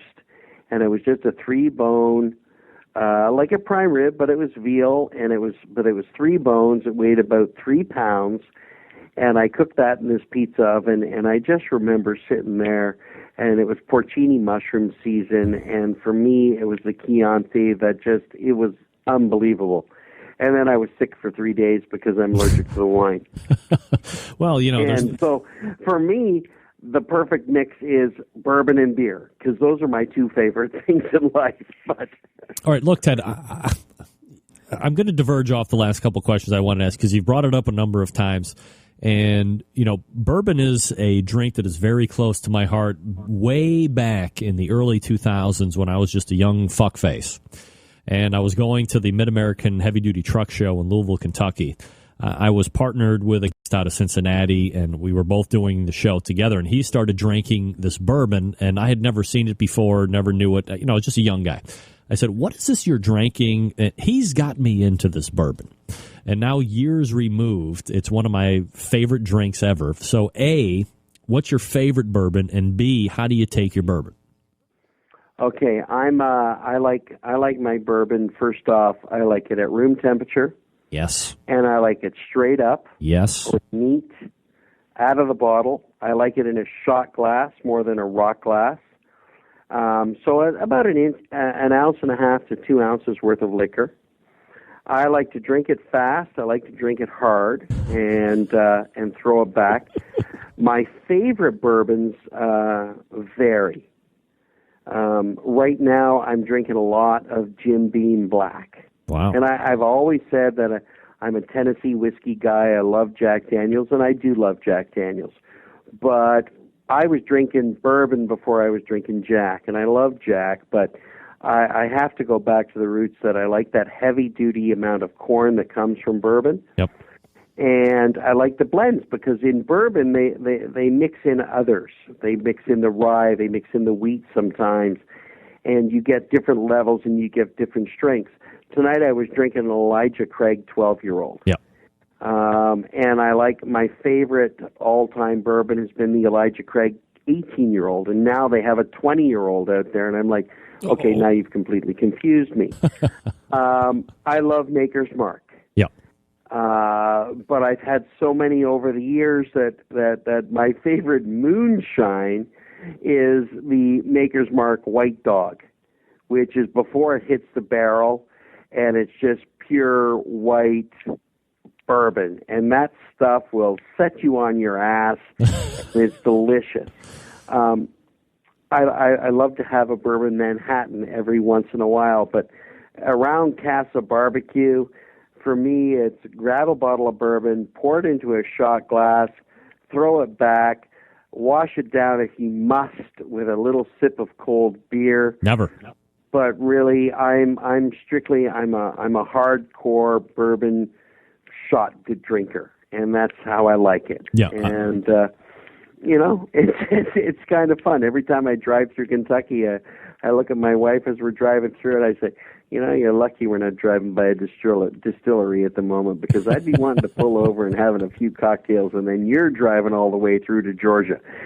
There you go. Now, look, for me, it's a Riedel bourbon glass. Riedel actually makes a bourbon drinking glass. Yeah. It's neat, obviously. Sometimes if I'm feeling a little weird, it's 1 ice cube, but never more than that. Everyday drinking is Maker's Mark. If I have a few bucks in my pocket, it's Baker's bourbon, which is always 107 proof. Yeah. And then if I'm going to go a little crazy, or if I'm having a little party, and I know, like if you were coming, I would buy a bottle of Booker's bourbon, unfiltered, always between 124 and 127 proof. Knock you on your ass, delicious but hot. I'm coming to your house soon. Yeah, I mean, I'm coming over. It's got to happen. We're talking with Ted Reeder. You can find him tedreeder.com. Ted, always appreciate the time. Happy holidays, and we'll talk to you soon, buddy. Thank you very much. Happy holidays to everybody out there. And just remember, if you're smoking it low and slow, if you're grilling it, you can go hot and fast. But remember, always keep your bourbon liquid, keep your beers cold, and have fun with life, because we get one shot at living, and you might as well make it great every day. Happy holidays, everyone. Merry Christmas.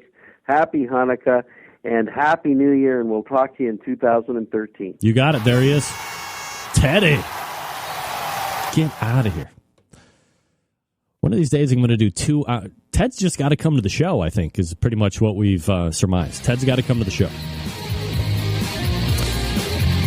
Can you possibly imagine the show that would take place if Ted was sitting in the guest chair right here and we were downing bourbon?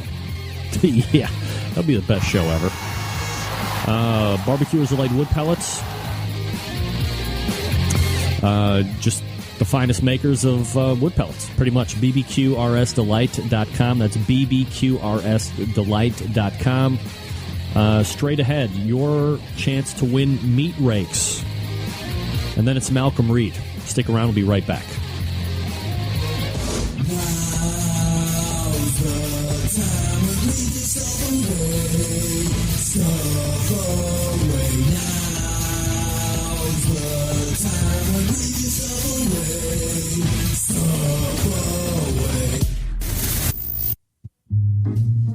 Somebody got it. All right, your chance to win meat rakes right now.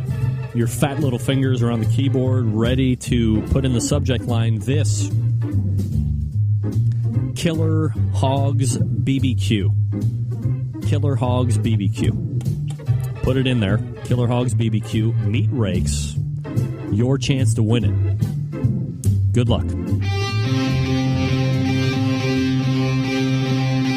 Get in the smoke. Call 877-448-0433 to get on the air. Now, here's your host, Greg Rempe. All right, we are back. 877-448-0433. Greg at thebbqcentralshow.com. Those are the two ways to get in touch with the show. Thanks to Ted Reeder for joining me, coming out of the bullpen tonight. Helped me close this thing strong as a frequent contributor to the show. Pitmaster of a very successful Killer Hogs barbecue competition cooking team. Also the author of the extremely popular How to BBQ Right blog. Let's race over the hotline and welcome back, probably for the last time in 2012, Malcolm Reed. Malcolm, how are you, buddy? I'm good, Greg. How's it going? Absolutely fabulous, Malcolm. Always appreciate the time that you give to the show here. Apologize, we had a little bit of a delay, but we were talking bourbon with Ted Reeder, and quite frankly, bourbon is a weakness of mine, so I had to indulge just a little bit. And that's a great topic. Are you a bourbon guy, Malcolm? Oh man, way back. All right, kick it to me. Got me in a lot of trouble. What if we go to the Killer Hogs compound? What kind of bourbon am I drinking on any given Saturday night?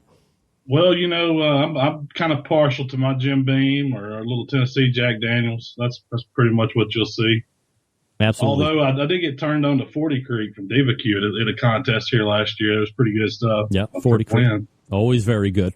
Now, a few different things tonight to cover here, Malcolm, so let's go ahead and start with this topic that you hit on your blog a few weeks back. And really, pound for pound, one of my favorite cuts of meat, but especially in the pork, which is pork tenderloin. And in my estimation, Malcolm, by and large, probably one of the most underrated, overlooked cuts of the hog.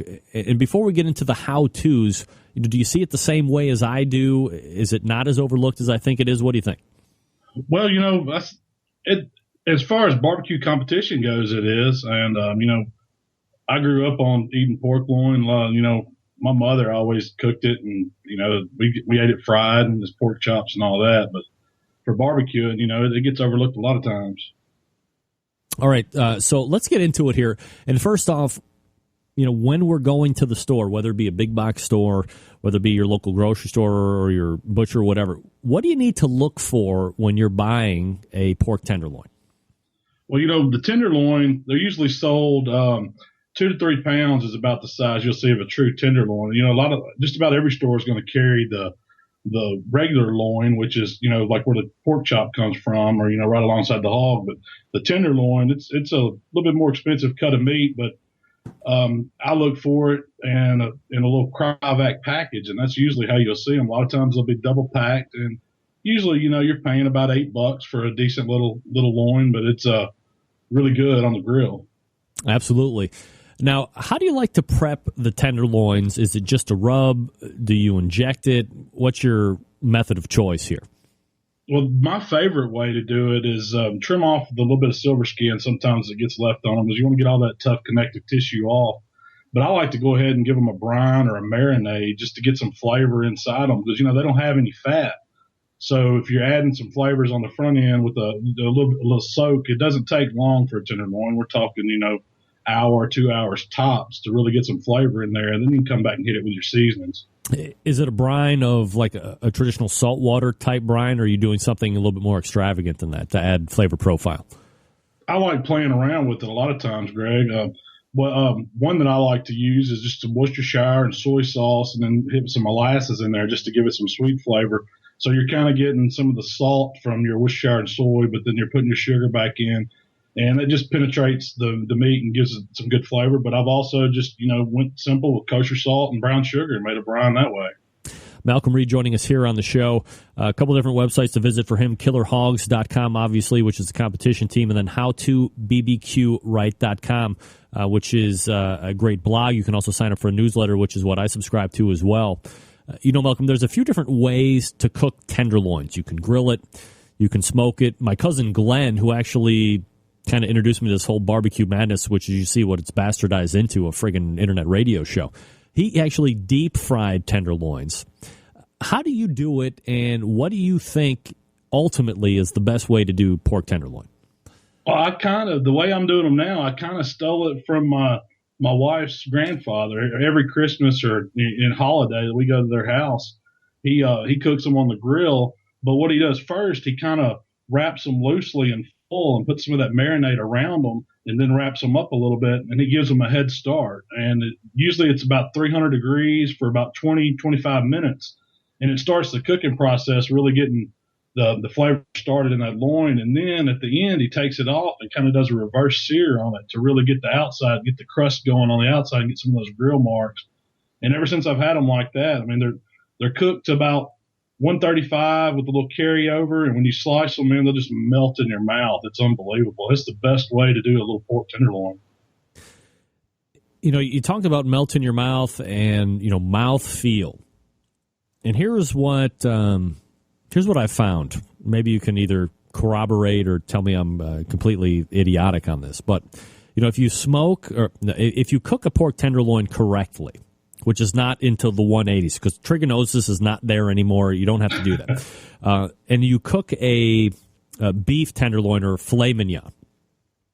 Given the fact that they're just going to inherently taste a little bit different in your mouth, but if you cook them correctly and you put one in your mouth and then the other in your mouth, to me, the mouth feel and I guess the associated flavors are almost one in the same.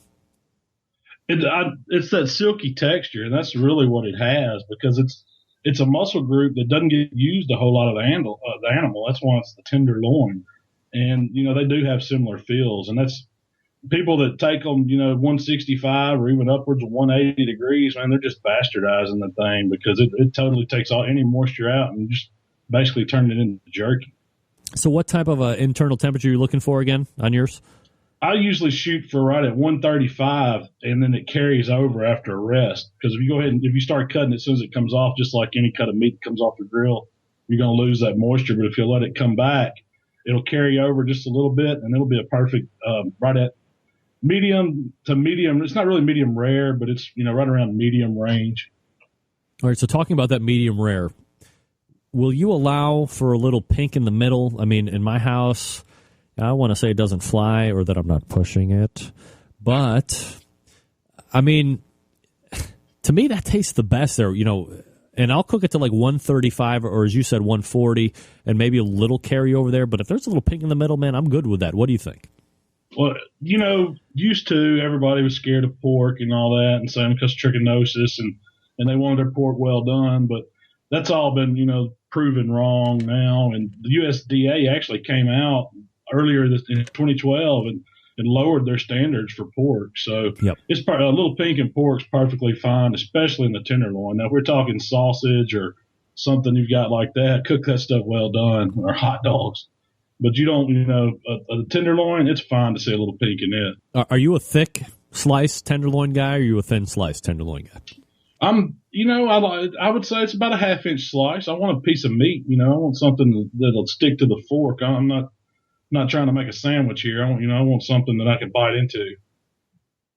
A lot of people will go to the prime rib for Christmas, and we talked to Ted Reeder about that. We talked to Meathead Goldwyn a week ago for 2 segments about that.